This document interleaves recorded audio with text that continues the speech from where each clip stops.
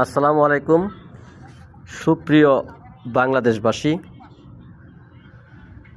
আমাদের interior government উনি যখন ক্ষমতায় আসে তখন ওনাকে কেউ নিয়ম নীতি কোনো রেজুলেশন বেদে লিখে অনুমোদন করে দেয়নি যে এই কাজটা উনি করতে পারবে, এই কাজটা করতে পারবে না। উনি আসছে বাংলাদেশকে একটা স্থিতিশীল রাষ্ট্র হিসেবে বিশ্বের কাছে উপস্থাপন করা এবং ফেসিবাদের দূরীকরণ এবং অন্যায়কারীদের সুষ্ঠু বিচারের আওতাভুক্ত করা।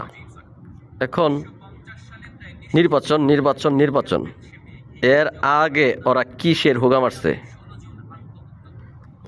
এত নির্বাচন যারা করে, চাঁদাবাজদের কোনো লাইসেন্স লাগে?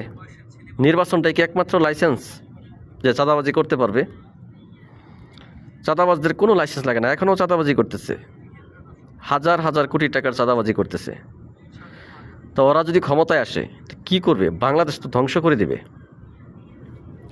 হ্যাঁ, মোটা অঙ্কের পাচ্ছে না, ক্ষমতায় গেলে মোটা অঙ্কের চাঁদাবাজি করতে পারবে। জনগণ তো এদের চায় না। এরা জনগণ এমন একটা মিডিয়া হয়ে গেছে, মাধ্যম হয়ে গেছে যে জনগণের নামটা শুধু সেল করতে জানে। প্রত্যেকটা রাজনৈতিক দল এটা চায়, জনগণ শব্দটা ব্যবহার করে এদেরকে বিক্রি করে এদের মাথায় কাঁঠাল ভেঙে, কাঁঠাল খেয়ে কাঁঠালের কষগুলো এদের মাথায় ছড়িয়ে বেরিয়ে দেয়। আর জনগণ আগে মেনে নিত, এখন তো জনগণ এতটা বোকা না, তারা জানে যে আমাদের মাথায় কাঁঠাল ভেঙে আর খাওয়া যাবে না। এরা বুঝে গেছে জনগণ। হ্যাঁ, স্পষ্টবাদী লোক ছিল কে? শহীদ জিয়াউর রহমান। ওনার আদর্শে বিএনপি খুবই ভালো ছিল, কিন্তু এখনকার বিএনপি কি সেটা আছে? নাই। এখনকার বিএনপি, আগে পুলিশ অর্থ ঘুষ ছিল আর বিএনপি অর্থ চাঁদাবাজি। বিএনপি মানে চাঁদাবাজিতে শ্রেষ্ঠ।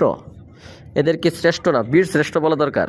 বীরের মতো চাঁদাবাজি করে এরা, বীর বেশে যায় চাঁদাবাজি করতে, বীর শ্রেষ্ঠ চাঁদাবাজি এরা।